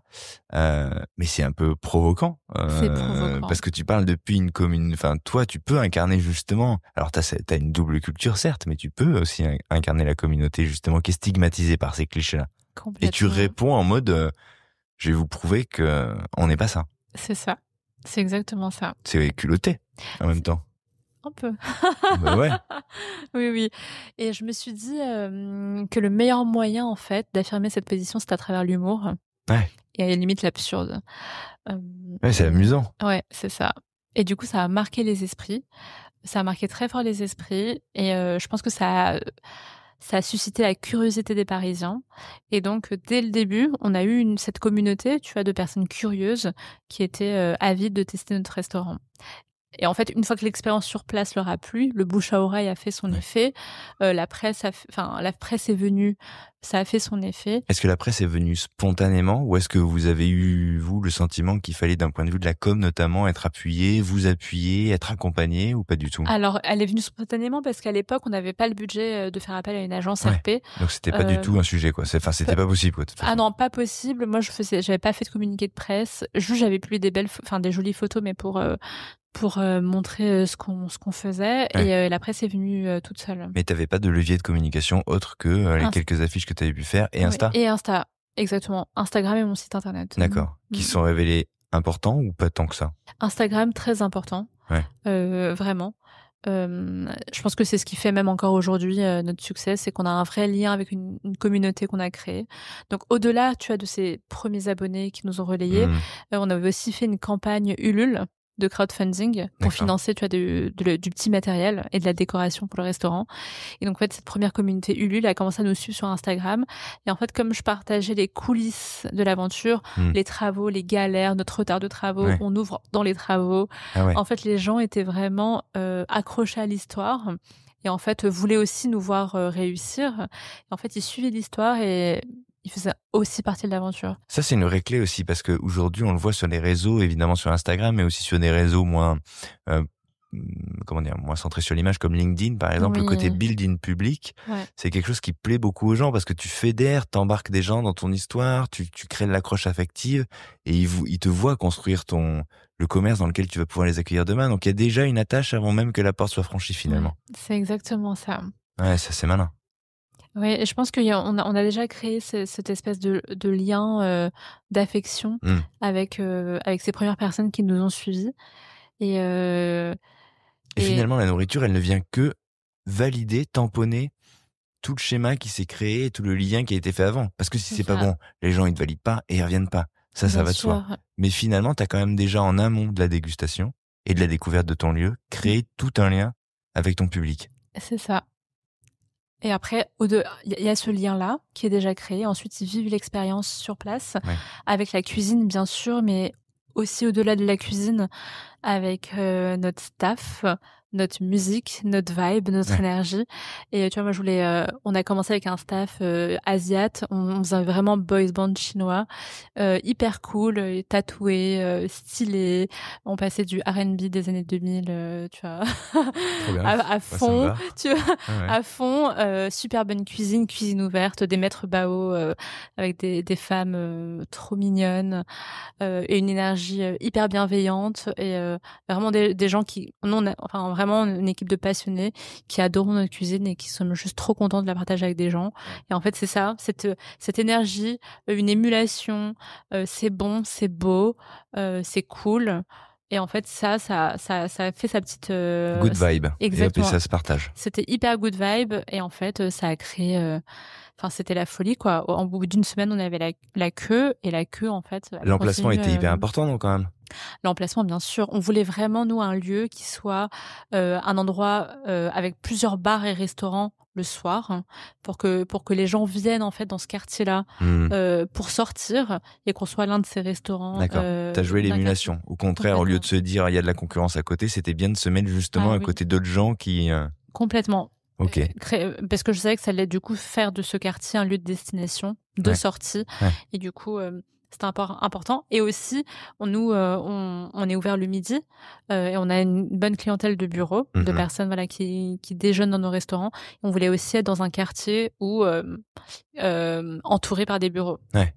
Parce qu'on a envie de fonctionner midi et soir. Ouais. Et est-ce que le soir, tu pensais une offre différemment ou est-ce que c'était exactement la même chose? Est-ce que l'ambiance changeait? Est-ce que tu avais prévu ça ou est-ce que tu as dû l'adapter? Alors nous, on fait vraiment une cuisine de partage, parce que comme en Chine, tout se partage. Et donc en fait, que ce soit le midi ou le soir, c'est la même cuisine. Tu as des paniers vapeur et plein de cuisines. Oui, parce qu'on n'a pas dit, on se parle de petit bao, donc qui est la première adresse. Un bao, c'est une sorte de petit pain farci et qui cuit à la vapeur. Ouais, c'est ça. Du pain farci à la viande. Parce que tout le monde ne connaît peut-être pas. Ouais, c'est ça. Cuit à la vapeur dans des paniers en bambou. Et du coup, la même offre midi et soir, juste pour le midi, on a une offre qu'on appelle Solo Meal. Donc en fait, c'est des bols de riz avec un poulet sweet and sour ou des aubergines hong shao ou un bol de beef au fun ou de nouilles sautées qui du coup s'adaptent en fait à des déjeuners rapides plus accessibles. Est-ce que cet endroit, là tu nous parles du succès immédiat, de cette queue devant qui se forme, est-ce que cet endroit, il ressemble à l'idée justement, à ce fantasme que tu avais eu lors de ce voyage et qui finalement a été très clair pour toi très vite? Est-ce que ça ressemblait à ton envie? Alors, en tout cas, en termes de sensations et de ressenti, ça ressemblait exactement à ça. Ah, c'est le plus important, ouais, non? complètement. En termes de vibration, d'énergie, Ouais. moi, je suis trop bien dans un resto. J'adore le service, j'adore l'énergie de la cuisine, j'adore être avec les clients. Enfin, vraiment, j'étais complètement à ma place. Et la réalité, du coup, correspondait à ce que tu avais imaginé. Mais complètement. Moi, ma première année à Petit Bao, mais c'est la meilleure année de ma vie. Ah ouais. Ah ouais, vraiment. Meilleure année de ma vie. Enfin, c'est un rêve qui devient réel et tu vis dans ton rêve, quoi. Donc ça, enfin, vraiment, c'est incroyable. Et en plus, voir, tu vois, le succès, les gens qui sont contents, les gens qui reviennent, les gens qui ramènent leur famille, leurs enfants, leurs grands-parents. Enfin, tu vois, c'est exceptionnel. Avec une équipe aussi qui est hyper soudée et qui est géniale. L'équipe Bao, c'est vraiment une équipe en or et beaucoup sont encore là aujourd'hui. On a vraiment, enfin, première année, c'est aventure exceptionnelle. Est-ce que tu te dis dès le début, ce succès il va me permettre de rembourser le prêt? Est-ce que c'est bon? Est-ce que c'est viable? Est-ce que tu te dis très vite que cette histoire va fonctionner et que justement l'aspect financier, ça va aller? Oui, alors, je t'avoue que moi, je suis pas quelqu'un qui regarde les chiffres tous les jours, hein. Enfin, je vais regarder le chiffre d'affaires, bien sûr, mais enfin, tu vois, tous les coûts et combien on a à la fin, pas du tout. Enfin, moi, je suis focalisée sur le chiffre d'affaires. Ce que j'ai envie, c'est juste de faire toujours plus et toujours mieux, que ce soit en chiffres ou en expérience. D'accord. Oui, t'as quand même un œil sur les coûts, non? Parce que ça quand même, c'est. Ah non, alors on a parce que tu vois, ouais, c'est juste que moi, enfin, c'est plutôt mon focus. C'est Billy qui s'en charge. D'accord. Moi, je suis focus CA. Enfin, je suis focus. Ouais. Je veux faire toujours mieux. Je veux que la cuisine soit toujours meilleure. Je veux que l'expérience client soit toujours mieux. Et en fait, tous les jours, je me dis pas exactement où j'en suis dans mon BP. Ouais. Je me dis juste comment je fais pour permettre aux gens de passer la meilleure expérience. Mais c'est intéressant parce que là, tu parles de deux forces qui se complètent. Une force qui est une force d'ambition, pas au sens, mais de perspective, d'envie, de déploiement, et une force qui, justement, est plus dans le contrôle, la vérification pour nourrir l'autre, justement, et réciproquement. Et en fait, c'est avec Billy, c'est exactement notre dynamique. Et même aujourd'hui, ça fonctionne comme ça. Ouais. Donc c'est pour ça qu'on est très complémentaires, on s'est très très bien trouvés. Et ouais. C'est génial ça. Ouais, je suis hyper, comment on dit, grateful. Ouais. Ouais. J'ai perdu le mot. Reconnaissante. Reconnaissante, exactement, de cette rencontre.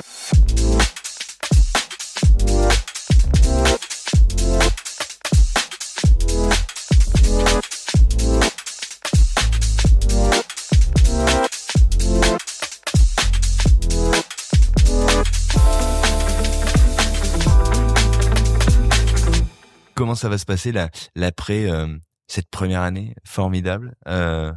Vous dites quoi? Vous dites c'est bon, on est parti. Alors, à partir de quand vous commencez à réfléchir à l'après? Alors en vrai, là encore, tout s'est fait très vite. En fait, le BP qu'on avait envoyé à la banque, au bout de 6 mois, on l'avait fait. C'est-à-dire que le chiffre d'affaires qu'on ambitionnait sur l'exercice, on l'avait fait en 6 mois. Donc pour nous, c'était que du bonus, quoi. C'était exceptionnel. Et en fait, au bout de 3 mois, après l'ouverture, en fait, le restaurant, il tournait. Et là, j'ai dit à Billy, il faut que nous, on se sorte des opérations. Il faut qu'on trouve un directeur de restaurant.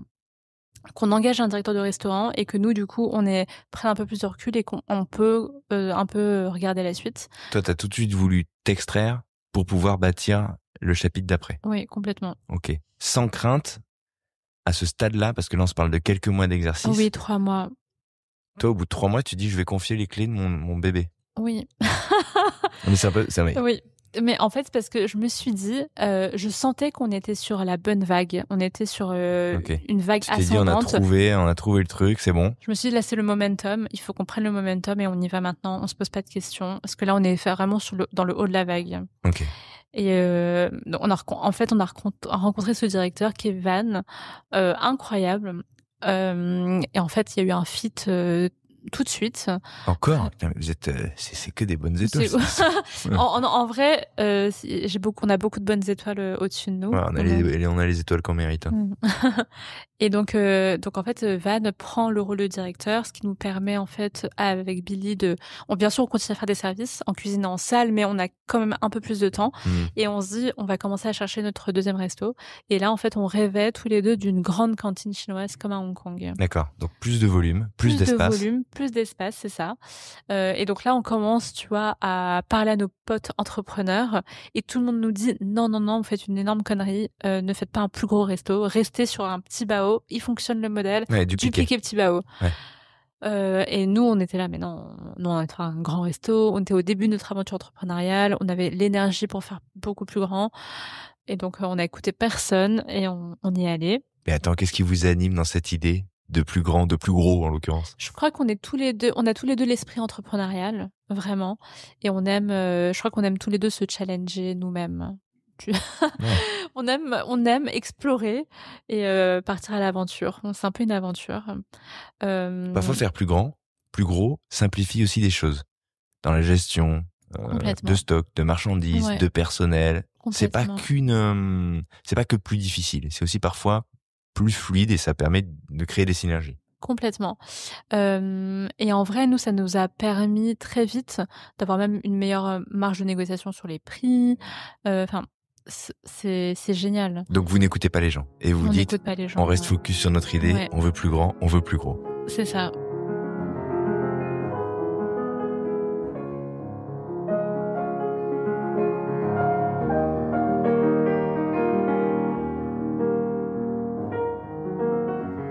Et on se sentait en fait en vrai les épaules de le faire. Et donc on commence les visites et un agent nous présente ce local sur le canal Saint-Martin qui était disponible en vente depuis 1 an. Quartier canal Saint-Martin qui est génial. Vraiment, j'adore ce quartier. C'est vrai, mais ce restaurant, grand volume, 2 étages en face du canal, un peu plus cher du coup. Ah ouais. Mais en fait, on visite le local. On arrive au premier étage, on voit la vue sur le canal et on était là. Mais on a eu un coup de cœur absolu pour ce lieu. Ah ouais, direct. Et vous êtes pas dit, ce truc est dispo depuis 1 an. Oui. Chelou. Oui, chelou. Mais on fait souvent des trucs comme ça. Genre on marche au coup de cœur, quoi. On marche au coup de cœur avec Billy. Ok. Là, on apprend quand même à mettre beaucoup de rationalité, de pragmatisme à nos coups de cœur. Mais là, c'était pas encore le cas. Voilà, pas encore. Vous voyez le truc, vous dites c'est trop bien, c'est trop bon. Allez, c'est bon, quoi. Ouais, c'est ça. Ok, coup de cœur et vous partez là-dessus. On part là-dessus. Combien de mètres carrés? 250. Ok. Et il faisait 120 le premier. Ok. Et 130 couverts. Ok. Donc on double. Vous doublez tout. Ouais, on double. Et là, on commence du coup notre première levée de fonds parce que forcément, on n'avait pas du tout l'apport pour financer celui-ci. Et donc, on fait une petite levée de fonds avec 2 business angels qui nous suivent. Comment vous les recrutez? Comment vous trouvez des business angels? Vous avez attiré un peu l'œil, j'imagine, par votre premier succès? Alors, bien sûr. Mais vous démarrez tôt quand même. Enfin, vous envisagez le deuxième au bout de quelques mois finalement, donc et en sortant de nulle part. Donc. Ah oui. Alors, le succès du premier aide à convaincre, clairement. Ouais. En plus, ils peuvent tester la nourriture, ils peuvent tester l'expérience, ils peuvent vraiment le voir par leurs propres yeux. Donc, ça aide. Et ensuite, on a fait travailler notre réseau et on a rencontré des entrepreneurs. Ok. Donc, à base de, tu connaîtrais pas quelqu'un, tu connais pas, puis petit à petit, les choses se font, vous rencontrez des gens comme ça, assez naturellement, finalement. Oui, pour l'un, c'est ça. L'autre, en fait, j'avais fait un dîner chez Pauline Léniaud, qui a un podcast. Ouais, c'est vrai. Elle avait invité les invités, ses premiers invités de son année de podcast. D'accord. Et en fait, elle cherchait un traiteur pour cette soirée. Et moi, j'adorais ses podcasts, je les écoutais tous les jours. Et donc, je lui dis, je viens d'ouvrir un restaurant de Bao, je veux bien être traiteur pour ta soirée. Je me suis dit, ça allait nous permettre de rencontrer des gens Ouais. inspirants, au parcours incroyable. Et ben, Et bien donc, vu. voilà. Et donc, du coup, on a été traiteur. Et en fait, l'un de nos investisseurs était à ce dîner. Trop bien. D'accord. Donc là, vous trouvez, vous levez des fonds auprès de deux personnes. D'accord. C'est ça. 300 000 € à l'époque. Et ça nous permet du coup de financer, avec en plus un prêt bancaire. D'accord. Deuxième prêt. Ouais, c'est ça. Ce plus grand restaurant qui devient Gros Bao. D'accord. Ok. Et qui se lance combien de temps après, du coup, cette visite de local? Alors, les travaux ont commencé pendant le Covid. Parce qu'en fait, on a eu, bien sûr, le Covid est passé par là. Et donc, Gros Bao ouvre 1 an et demi après l'ouverture de Petit Bao. D'accord. Ah ouais, c'est quand même très très court. Hein. C'est quand même court. Enfin, ça va très très vite, toute cette histoire. Oui, en vrai, ça... En fait, en 1 an et demi, tu te retrouves, alors que tu n'avais pas d'expérience dans cette histoire, à gérer 2 lieux qui font 200 couverts jour, à être sur 300 mètres carrés d'exploitation... Complètement. Avec un staff démultiplié, du coup, oui, parce voilà, que là, tu avec te retrouves presque d'un coup... 60 employés. Okay. Oui, en 1 an et demi, 60 employés. D'accord. Est-ce que le discours des parents a changé à ce moment-là? Parce que il faut se l'interroger à un moment, la vision des parents qui étaient là. Ah, tu vas peut-être pas, ma fille, faire ce truc qu'on a vu 1000 fois. Et là, ils ont l'expérience, ils ont vu, et comment ils le prennent? Alors, il y a un truc que je t'ai pas dit avant, c'est que au moment où j'ai quitté PNY, je leur ai pas dit que j'ouvrais mon resto. Donc ouais, je leur ai menti pendant 6 mois. Je leur ai dit que je continuais à travailler chez PNY alors que je venais d'acheter un local, que j'avais engagé mes frais personnels. Okay. Et j'ai gardé ça pour moi parce que je voulais pas les effrayer. Tu l'avais caché aussi, du coup. Ouais. C'est un réflexe, du coup, c'est un truc chez toi. Tu ne dis pas que tu as ouvert un restaurant aux gens. Enfin, en tout cas, que tu l'as dit à tes parents, c'est voilà. Chut, c'est un secret. Okay. Avant qu'il marche, je ne dis rien. My God, c'était ça le plan. Alors attends, raconte-moi quand est-ce que tu leur as dit et comment tu leur as dit au final. En vrai, j'aurais quand même dit 3 mois avant l'ouverture, quand on était en plein travaux. Je les ai emmenés. Ils habitent à côté, en fait, de rue Saint-Denis. Donc un jour, je les ai emmenés. J'aurais donné rendez-vous à cette adresse, à Étienne Marcel. Ensuite, je les ai accompagnés jusqu'au restaurant. Là, devant le restaurant, je leur ai dit, c'est mon restaurant, je l'ai acheté et je suis en travaux. Et j'ouvre dans 3 mois.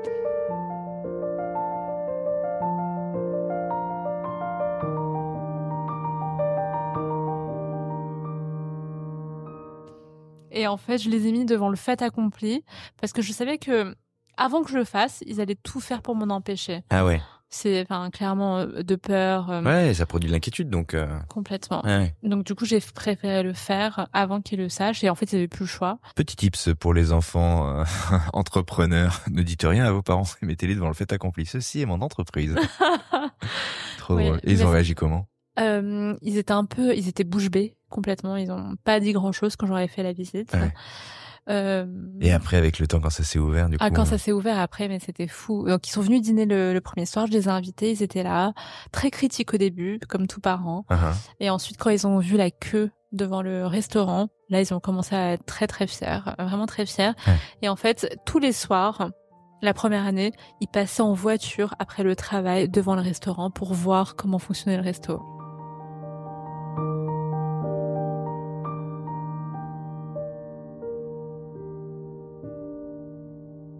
Et en fait, ils ont fait la même chose après avec Gros Bao. Ils faisaient leur chemin, c'était Gros Bao, Petit Bao, comme c'était à côté. Trop bien. Ils faisaient leur petite visite avant de rentrer et hyper rassurés. Et aujourd'hui, c'est les parents en vrai les plus fiers du monde. Ils sont trop contents. Toute la communauté chinoise les applaudit. Enfin, maintenant, clairement, ils ont rajeuni. Ils ont vraiment rajeuni. Ils ont perdu 5 ans sur leur visage. C'est génial. Ouais, c'est incroyable. Les années de l'inquiétude potentielle. Complètement. Là, c'est fou. Et là, ils sont en joie, ils sont en paix, ils sont heureux. Je les ai jamais vus comme ça. C'est trop beau. Franchement, c'est un super cadeau dans toute cette histoire, quoi. Ouais, non, je suis hyper heureuse. Et justement, les voir comme ça et voir que ils sont bien, c'est ce qui me rend aussi très, très heureuse. Ah bah ouais, j'imagine. Ouais. Alors raconte-nous, parce que j'imagine que le succès va continuer, parce que forcément, moi je connais un petit peu l'histoire et je vois un petit peu la suite, mais Gros Bao va connaître un succès rapide. Oui, en fait, on a la même rapidité de succès que Petit Bao et sur un volume qui est 2 fois plus grand. Ouais. Donc, pour nous, c'est hyper impressionnant. Mais ça veut dire que t'as mis le doigt sur quelque chose qui manquait profondément. Oui, clairement. Je Bon, savais après, il qu'il y faut que ce avait soit bien, il faut bien faire le job, hein. bien sûr, il faut que Sinon... l'expérience soit au rendez-vous. Mais clairement, en vrai, je savais que les gens aiment la cuisine asiatique. C'est frais, c'est bon, ça te fait voyager. Cuisine asiatique bien faite, faite maison, accessible, Oui, puis hyper bien servie. t'as aussi choisi de miser sur un icône, comme Oui. peut-être méconnu encore en France, mais comme le burger est une forme d'icône voilà, d'une nourriture occidentale et en l'occurrence américaine, le bao, euh, c'est presque un objet en soi, quoi, iconique, et c'est un peu ta mascotte et c'est un peu la clé d'entrée vers cette cuisine, quoi. Ouais, complètement. Du coup, pour moi, c'est pour ça que le bao était hyper important et qu'on l'a mis aussi dans le nom Ben ouais. des restos et du groupe. Je voulais un produit qui soit iconique et qui soit du quotidien et qui soit un reviens-y hebdomadaire. Ouais, ouais. Mm. Ah, bah, évidemment. C'est comme ça en T'as une fait. pulsion bao.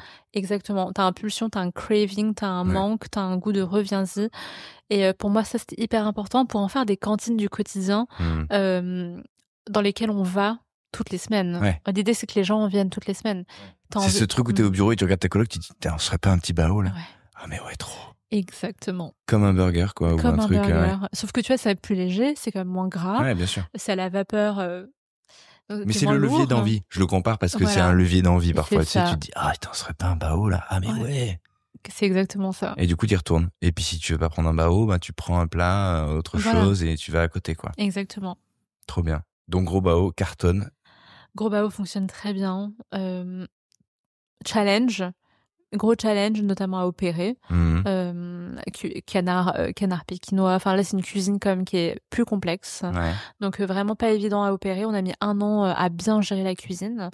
Qu'est-ce qui est Euh, difficile? Aborder un nouvel environnement, un nouvel univers culinaire, un nouveau volume en termes de personnel aussi, peut-être? alors en vrai, oui, bien gérer le volume de personnel sur 2 étages, Mhm. avec 2 cuisines et 2 bars. Enfin, tout le lieu était complexe et maintenant en fait avec le temps on a beaucoup simplifié. On réduit tout à une cuisine, un bar. Ouais. Enfin vraiment. C'est étonnant de se partir avec deux cuisines. Tu te dis, si on Oui, se met des bâtons dans les roues, là. complètement. Mais parce qu'à chaque fois nous on a voulu avoir une cuisine pour les bao Ouais. qui soit visible où les gens mangent. Voilà, devant les maîtres bao. Mhm. Et en fait, on a aussi du wok et une expertise rôtisserie Ouais. qui requiert en fait une autre cuisine. En Mhm. fait, Et vous En- les aviez dissociés. exactement. Et en fait, là, ce qu'on apprend, c'est que on a voulu avoir, il y a trop de complexité, d'expertise dans notre cuisine. Mhm. L'expertise de la rôtisserie, l'expertise du wok, l'expertise du bao. En fait, c'est 3 compétences complètement différentes et Ouais. qui requièrent en fait des expertises très précises. Et c'est ça en fait qui a été pour nous difficile à maîtriser. Donc il fallait des mecs bons sur ces 3 terrains-là, c'est ça? Complètement. Des mecs bons, du coup qui sont plus chers aussi. Ouais. Et qui on se forme à ces expertises aussi plus lentement. Mais au final, on a réussi. Mhm. On a réussi le pari. Mais c'est vrai que ça a pris 1 an. Quel rapport t'entretiens avec le personnel? Parce que là, tu découvres autre chose quand on devient comme ça patron, patronne, pas du jour au lendemain, mais très rapidement, et que la masse salariale grandit aussi rapidement. Euh, c'est un métier à part entière que de s'adresser à son personnel, surtout en restauration, parce qu'il peut y avoir beaucoup de turnover, parce que des conditions de travail sont parfois difficiles à cause des horaires, c'est physique, en cuisine comme en salle. Tu te comportes comment? Qu'est-ce que tu découvres de ce que tu es capable de faire sur ce terrain-là, ou là où tu es moins bonne, et comment ça évolue en fait?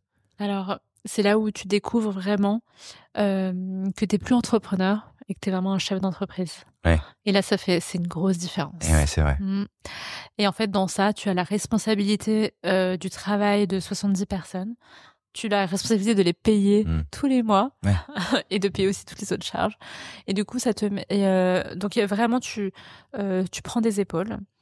Et bien sûr, tu as un devoir aussi de les accompagner dans leur formation, de les faire grandir dans l'entreprise, de faire en sorte qu'ils se sentent bien Ouais. et qu'ils soient payés à leur juste valeur et que ce soit équitable pour tout le monde. Et en fait, du coup, les RH, au-delà de la cuisine de notre expérience client, le modèle RH est une vraie question. Et nous, en fait, on l'a travaillé quand même dès le début. La culture RH chez Bao, pour moi, ça a été très très important parce que je savais que si on traitait bien nos salariés, si les gens étaient heureux de travailler chez nous, en fait, automatiquement, ça allait se transmettre dans la cuisine, dans le service, dans l'expérience. Et ça passe par quoi? Alors, le wellness, entre guillemets, comme on dit, des employés? Alors, du coup, nous, en fait, on a une communauté de presque 20 nationalités différentes. Et en fait, on est vraiment une culture de on accueille ta différence. Mais ça vient aussi de nos origines et de notre vie perso. On vient aussi de milieux et de cultures différentes et du coup, on accueille l'origine et les traditions et les cultures de chacun très ouvertement. Ok, ça c'est dans votre ADN. Ça c'est notre ADN. Et donc du coup, en fait, vraiment, on est même dans la curiosité de l'autre et de savoir comment on fait dans son pays. Enfin, et ça, c'est vraiment ce qui nous réunit. On a une curiosité en fait des différentes cultures. Et par contre, on est tous unis par la même passion autour de la cuisine. Okay. Et du coup, on se retrouve autour du staff meal, on se retrouve autour de bien manger, on se retrouve autour du bon produit. Staff meal, c'est imposé. Ça, oui. C'est un vrai temps. Ouais, c'est un vrai temps, c'est génial. Et ils sont libres de faire ce qu'ils veulent. Et du coup, là, ils mettent des épices indiennes, népalaises, bengalaises, chinoises, vietnamiennes. Là, c'est... Ok. C'est un temps de cohésion, de partage. Exactement. On découvre la cuisine de tout le monde. Hyper important, hein, ça, le temps de repas du personnel. C'est un truc qui est qui peut être une clé de team building. Ah ouais, complètement. Et c'est ça tous les jours. Du coup, ça renforce aussi énormément les liens. Ouais. Donc cette culture-là est très forte chez nous. Et nous, on a une culture, je pense, de la performance, mais aussi de la bienveillance. Parfois, on peut être très gentil. On a peut-être été trop gentil parfois, mais vraiment, on parle bien, on respecte les gens. On a toujours fourni des cadres de travail 5 jours, une coupure maximum dans la semaine, 2 jours de week-end d'affilée. Et ça, c'était très tôt. Enfin, c'était il y a 6 ans. À l'époque, c'était pas aussi... Aujourd'hui, tout le monde le fait, mais à l'époque, c'était pas aussi... Tout le monde, les entrepreneurs à Paris, dans les villes, un petit peu, voilà, dans l'air du temps. Bien sûr. Dans le monde de la restauration, je pense que ça représente 4% ou 5%. Oui. C'est vrai. Mais oui, c'est en tout cas plus courant. En tout cas, aujourd'hui, c'est plus courant et c'est vrai qu'on a commencé dès le début. Donc les gens étaient contents de venir. Il y a un équilibre travail et vie personnelle qu'on respecte et qui est important. Et ensuite, on passe beaucoup de temps ensemble. Même même nous avec Billy, avec les employés. C'est-à-dire, vous faites quoi? Vous êtes là, quoi. On est là. Et puis, on est là, staff meal ensemble, on va au resto ensemble, on découvre d'autres restaurants à Paris ensemble. D'accord, vous embarquez vos employés en dehors du temps de travail pour faire des trucs. Ah oui, complètement. Mais de manière spontanée ou c'est organisé? Non, on a pas la première année à Petit Bob, par exemple, on avait un cours, on avait un coach de sport et on allait aux Tuileries faire des cours de sport ensemble. D'accord, donc ça c'était l'entreprise qui réglait un coach et qui le mettait à disposition de ses employés pour fédérer un petit peu là. Exactement. D'accord. Un nouveau restaurant qui ouvre, on se dit allez, on y va ensemble. Non, et clairement, donc beaucoup de moments en fait de team building de manière spontanée. Okay. Et après des gros temps forts où on fait la fête ensemble. Ah oui. Ouais. Et l'œil qui s'allume là. On fait la fête ensemble. On sent qu'il y a eu des grosses fêtes dans la famille Bao. On sent qu'il y a eu des bonnes grosses fêtes. Mais c'est des fêtes, bon, pour des anniversaires, mais surtout les temps, par exemple, de fête de la musique. Ah oui. On a toujours fêté la fête de la musique à Petit Bao et Robao. Et là, c'était énorme avec les gens. Mais en fait, tout le staff, s'éclate. Musique à fond, DJ tout le temps, un peu des dingueries. On a fait des dingueries. Mais et après, bien sûr, on danse jusqu'à 1h, 2h tous ensemble. Et c'est vraiment des gros moments dont on se souvient, qu'on a partagés, qui sont exceptionnels. Ah ouais. Et ça, chaque année, en fait, à répétition. Et ça devient des moments qu'on répète et on sait et qui sont attendus. Oui, c'est ça, ce que j'allais dire. Ouais.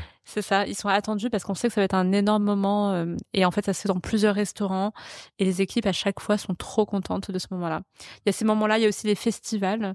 Willow Green, pareil. Quoi, vous délocalisez, vous allez là-bas, vous On va ouvrez là-bas, mais ce qui est génial en fait avec Willow Green, c'est que du coup, c'est les staffs de tous les restaurants mélangés, voilà, qui apprennent à travailler ensemble. Alors que d'habitude, chacun est dans son resto. Ouais, les petits mais- baos, les gros baos. Exactement, mais là, tout le monde se mélange, tout le monde se rencontre. Enfin, c'est des moments aussi. C'est là où qui la sont notion très de heureux. famille et de groupe prend tout son sens. Parce qu'il Complètement. y a une suite à l'histoire. Ok, succès, petit bao, gros bao, succès. Bon, forcément, vous vous dites, continuons. C'est ça. Donc, quels sont les éléments qu'il y a eu après? Parce qu'il y en a plusieurs. Oui, donc Bleu Bao. Le bao, Voilà. Et là, on avait envie d'un restaurant qui soit plus poétique, enivrant, aller sur un peu du casual fine dining. Donc on sort un peu de notre zone de confort qui est la cantine. prise de risque. Là, en l'occurrence, prise de risque. Encore une prise de risque. Et là, pareil, Bleu Bao, on a mis, je pense, 9 mois à bien maîtriser ce modèle-là. Et aujourd'hui, on est très, très contents. Et ensuite, Bao Express, grande cantine diner hongkongais qui sert des dim sum. Donc, ouais, très... Et ça, on a ouvert en fait un restaurant par an, un labo, qui nous permet en fait voilà, de faire nos sauces centralisées au même endroit. Qu'est-ce que vous y faites dans ce labo? Donc, les sauces? Les sauces, les baos. D'accord. Ouais. Et alors, tout part de là? Tout part de là et on livre dans le restaurant. Ok. Mais là, du coup, en cuisine, dans les restos, le process, il se termine? Alors, découpe de tous les légumes. Ok. Il y a quand même certaines sauces qui sont spécifiques au restaurant. En fait, au labo, c'est les recettes communes qui sont faites. Ok. Et après, dans chacun des restos, on a des spécificités culinaires. Ok, qui sont faites sur place. Qui sont faites sur place, Ok. exactement. Donc, il y a des livraisons qui partent du labo et qui Voilà. viennent nourrir les différents restos. Exactement. Donc, combien de restos? Alors là, on en a 6 aujourd'hui, parce qu'après, on a ouvert Marseille, Marseille, Gros ouais. Bao à Marseille, Mhm. et on a ouvert Petit Bao, Faubourg Saint-Denis. Et donc Ok. aujourd'hui, on en a 6. En combien d'années? En 6 ans. Oui, c'est ça, ce que tu disais. Un tous les ans. Oui, à Ok. peu près. D'accord. Qu'est-ce que tu retiens de cette expérience de 6 années, qui est un temps long, mais qui, avec votre vélocité et votre densité entrepreneuriale, est assez rapide, parce qu'un restaurant par an, c'est fou. Qu'est-ce que tu te dis? Qu'est-ce que tu aurais fait différemment? Est-ce que tu te dis, mais non, on va continuer à faire un restaurant par an tous les ans pendant... jusqu'à ce qu'on en ait marre? Alors, en vrai, en prenant du recul, c'est marrant parce qu'avant, je prenais pas du tout de recul. Bah, ouais, enfin, si t'as ouvert un restaurant par an en 6 ans, c'est normal de pas pouvoir prendre du recul. Tu devais avoir quand même 2-3 trucs à faire. Voilà, faudrait qu'on prenne du Ouais, recul. ça- Oui, bah, tu voudrais pas qu'on ouvre un restaurant plutôt? Allez, tiens, viens.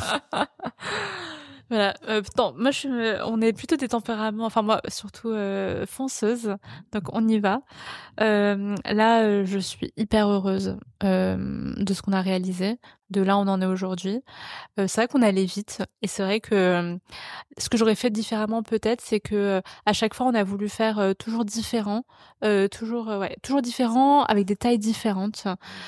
Je pense que pour simplifier les choses, T'aurais pu dupliquer un on peu aurait pu exactement des formats. dupliquer des formats peut-être plus tôt, ou aller sur des tailles qui se ressemblent un peu plus, des Ouais. modèles de cuisine qui se ressemblent un peu plus. Parce qu'à chaque fois, en faisant différent, tu complexifies. Et là, du coup, avec ces expériences, là, aujourd'hui, on est plutôt dans un moment où on essaie de simplifier pour toujours en fait conserver la même qualité. Du coup, en faisant plus simple, mais en faisant meilleur. Plus simple à quel niveau? Plus simple Tu veux dire, t'épures la proposition? Moins de propositions? Non. Non, on essaie qu'il y ait moins par exemple, de spécificité culinaire dans chacune des adresses. Qu'il y en ait peut-être 2 et pas 6. Plus lisible. Plus lisible, exactement. Donc c'est plutôt dans ça, et dans le format des restaurants maintenant qu'on ouvre, là on va ouvrir des petits baos dans des quartiers. Donc c'est pour ça qu'on a ouvert un deuxième rue du Faubourg Saint-Denis. L'idée c'est que Petit Bao devienne vraiment la cantine de quartier. Ouais. Et donc c'est ce modèle-là qu'on va installer dans les différents quartiers de Paris. Parce que le process est plus simple et qu'il est maîtrisé et que du coup vous allez pouvoir le dupliquer? Oui, exactement. Parce qu'économiquement aussi il est plus valable qu'un autre, qu'un plus grand volume, ou Alors pas nécessairement?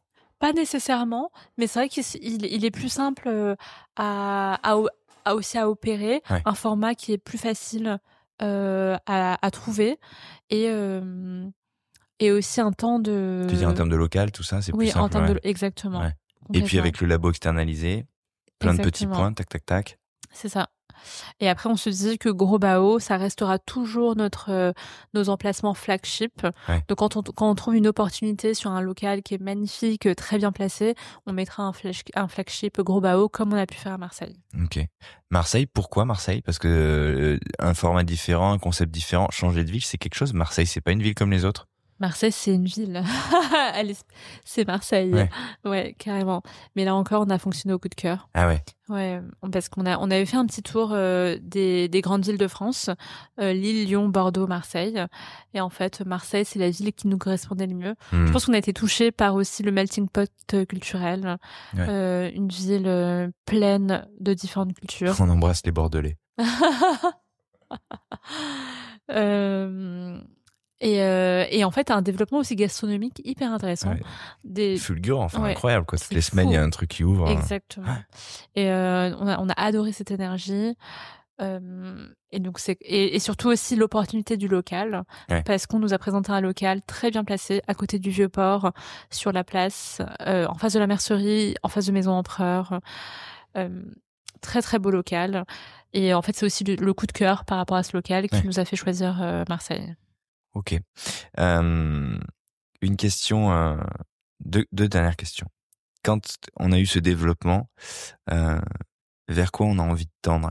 Alors, on imagine bien que développer sa marque, la déployer, faire en sorte qu'elle soit connue, installer, que ça devienne peut-être une franchise qu'on puisse reconnaître un peu partout en France, ça peut faire envie de se dire tiens, en fait, je suis à tel endroit, il est où le Bao dans cette ville? Il est où le petit Bao dans cette ville? Est-ce que c'est ça? Qu'est-ce qui vous motive et jusqu'où vous voulez aller?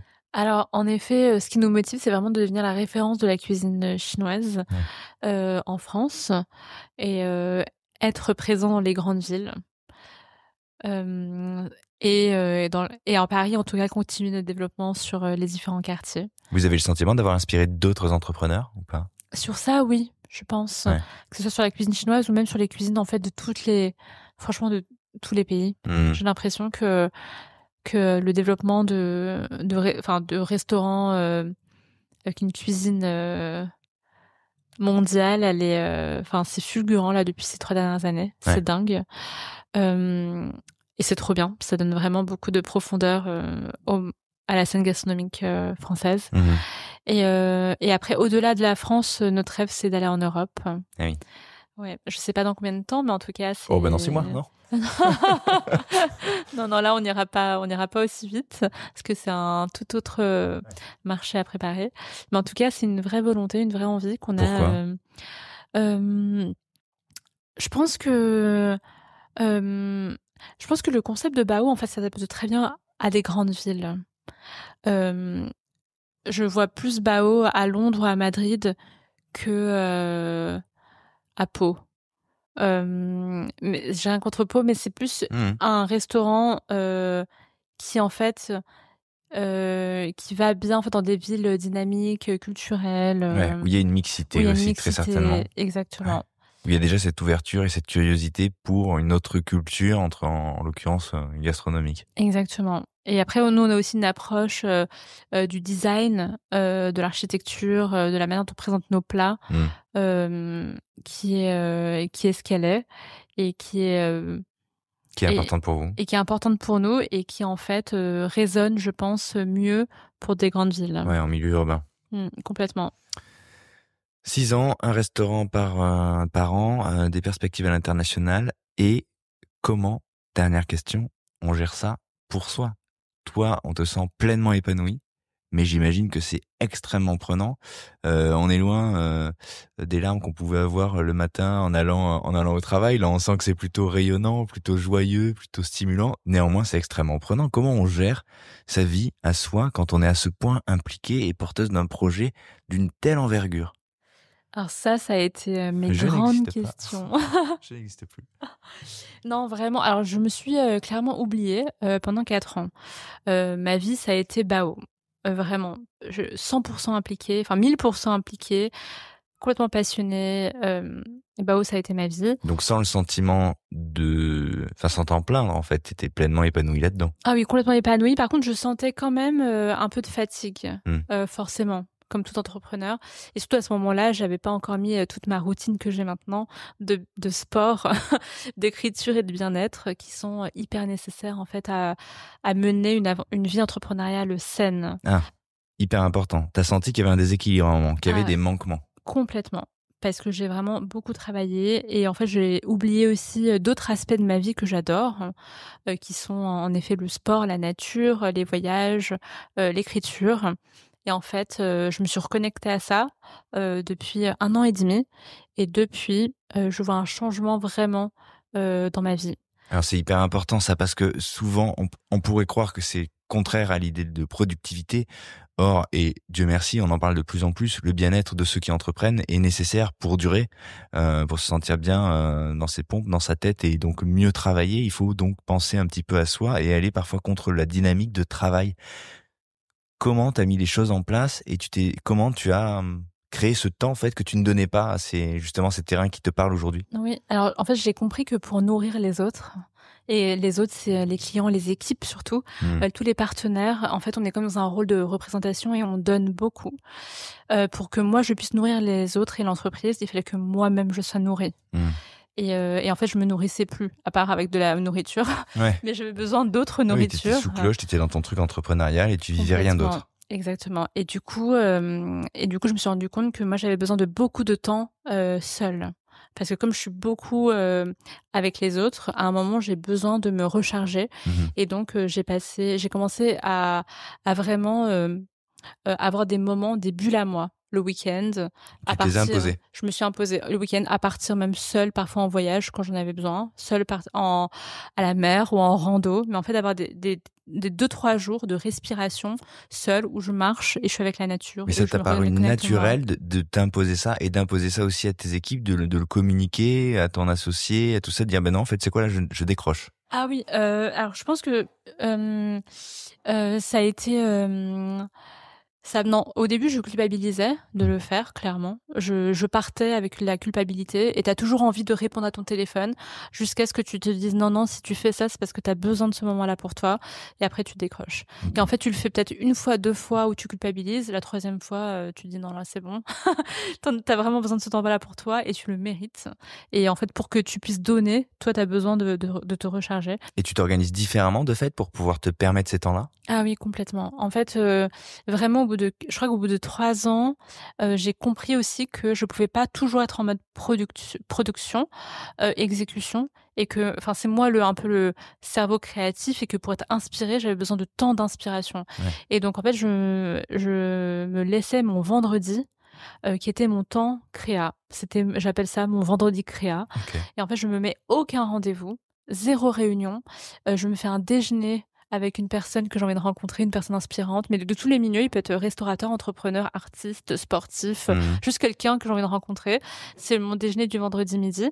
Je me programme rien, ni le matin ni l'après-midi, mais en fait, je me lève et je regarde ce que j'ai envie de faire. Et ça peut être, j'ai envie d'aller me promener dans une galerie d'art, j'ai envie de me balader dans Paris pour voir des quartiers de Paris que j'ai oubliés, j'ai envie d'aller à Londres pour le week-end, pour me faire un week-end de 3 jours, j'ai envie d'aller à la mer parce que j'ai besoin de respirer. En fait, je me laisse ce vendredi-là et je vois en fait ce dont j'ai besoin. Si j'ai besoin de lire, je peux lire toute la journée.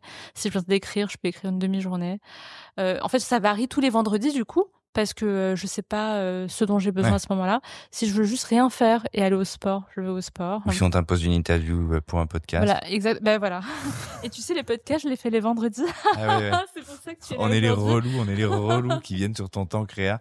Mais alors attends, le week-end, tu travailles un petit peu, j'imagine aussi, parce que quand t'es entrepreneur, chef d'entreprise, tu décroches jamais vraiment, ou est-ce que toi, t'arrives complètement à... Alors, moi, c'est-à-dire que moi, le week-end, je travaille pas sur mon ordinateur. J'ai juste la règle de pas toucher à mon ordi. Ah ouais. Par contre, je peux regarder un mail ou je peux regarder des petits messages. Je peux répondre si c'est rapide. Par contre, je vais pas me mettre sur un ordi et commencer à vraiment bosser. Ça, je le fais, je me l'interdis. Et par contre, c'est un temps. Alors moi, j'ai besoin de m'inspirer beaucoup. Donc tu vois, je vais regarder des bouquins d'architecture, des bouquins de cuisine. Là, je vais un peu regarder ce qui se fait sur Instagram, plus que la semaine où j'ai pas le temps. Ouais. C'est vraiment plus mes week-ends, c'est des moments. Encore, je continue en fait sur la suite du vendredi. Ouais. C'est l'inspiration. C'est que de l'inspiration. Mais alors attends, tu cumules tout sur 4 jours? Ah oui, et du coup, je cumule le travail productif, exécutif, du lundi au jeudi. Ok. Et dans un volume horaire complètement fou, non? Non. Moi, je commence à 5 Non. heures, je finis à 23. Alors, par contre, là, Parce qu'à depuis... un moment... Non, par contre, depuis 1 an, comme je te dis, j'ai besoin d'avoir vraiment des temps à moi. Moi, j'ai besoin tous les jours d'écrire. Donc, j'écris tous les matins et je me lève tôt pour écrire. Donc, je me lève à 6 heures et j'écris jusqu'à 7 heures à peu près. D'accord. Je fais T'écris quoi? Des trucs perso, des trucs qui te passent par la tête ou des Ouais, alors c'est sortes de journal? c'est du journaling. Et donc, j'écris tout ce qui me passe par la tête, mes pensées, mes idées. Il y a plein d'idées. J'écris tout. Parce qu'on a l'esprit plus clair. Tu as l'esprit plus clair le matin? Mais tellement. En fait, ça me permet de commencer ma journée avec l'esprit clair. Forcément, on a toujours tous des pensées, des doutes, des questionnements. En fait, là, je mets tout, j'extériorise tout, en fait, sur le papier. Et ça me permet, en fait, de gagner en clarté. Et en fait, en écrivant, les réponses, elles viennent toutes seules. C'est ça qui est dingue. C'est que j'ai plus besoin de réfléchir dans ma tête pendant 30 minutes. Ouais. Juste, j'écris, hop, et ça vient. Et après, je fais du yoga, je fais de la méditation. Donc le matin, c'est vraiment mon rituel où genre je me recentre sur moi-même. Et après, j'attaque ma journée à 9 heures. Et là, je commence voilà mes rendez-vous. Enfin, généralement, les rendez-vous, c'est plutôt l'après-midi. Et le matin, je travaille, je réponds aux mails et Mais là, t'es en mode machine. travaille. Du coup, après, et là, je suis en mode machine. À partir de 9 heures, en vrai, jusqu'au soir, 19h, 20h, enfin, vraiment en mode machine. Les déjeuners, c'est toujours des rendez-vous business. Toujours. Hyper court? Non, ça peut être 1 heure ou Oui. 1h30 ou 2 heures. Enfin, ça dépend ce que Ouais. c'est comme rendez-vous. Mais par contre, après, oui, de 9 heures à 19 heures ou 20 heures, là, j'avoue, c'est intense. Ah oui. Il y a pas de pause. Enfin, il y a pas de pause. À part mes pauses où je vais au sport. Où D'accord. je mets mes créneaux de sport aussi Ok. dans la semaine. Tu fais combien d'heures de sport par semaine? Alors, j'essaie d'aller au sport 3 fois dans la semaine. D'accord. Ok. Hyper important. Hyper important. Et en fait, maintenant, le sport et l'écriture sont devenus limite aussi importants qu'une réunion. Parce qu'en fait, je sais que si j'ai pas ça... Tu fais pas l'impasse là-dessus, du coup, maintenant? Non. Avant, c'était tous les trucs que je zappais. C'est-à-dire que le boulot passait tout le temps avant mon sport ou mon écriture. Maintenant, en fait, ils sont au même niveau d'importance. Ouais. Et depuis que j'ai mis ça en place, en fait, il faut avoir... Pour moi, être entrepreneur, c'est comme être champion olympique ou sportif de haut niveau. C'est une discipline à avoir tous les jours. C'est de la rigueur, une discipline. Savoir comment on fonctionne, nous. Savoir ce dont on a besoin. Bien se nourrir, intellectuellement, mais aussi en nourriture. En fait, parce qu'il faut tenir sur la durée. Enfin, vraiment, il faut tenir sur la durée. Il faut qu'à la fois l'esprit et le corps soient dans le meilleur de sa forme, quoi. Ouais, tu parles d'une hygiène de vie, d'un mode de vie, d'une philosophie de vie même. Ouais, complètement. Trop bien. T'as mais hâte de lire la suite de la Bao Story. Merci, merci Céline. Merci à toi.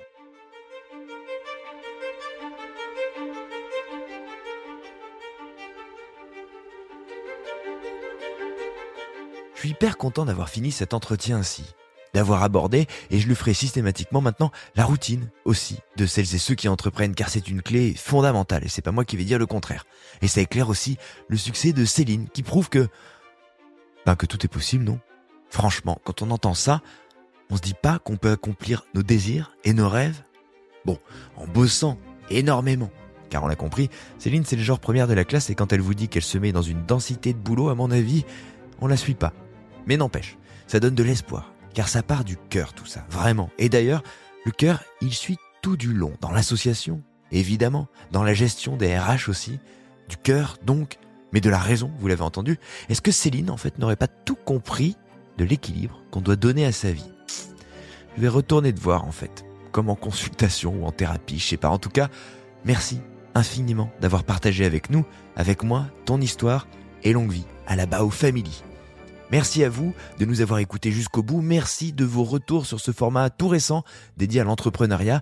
Je ne doutais pas qu'il vous plairait, mais ça fait toujours plaisir de lire vos messages. Écrivez-moi sur Instagram @chefpodcast, chef au pluriel, podcast au singulier.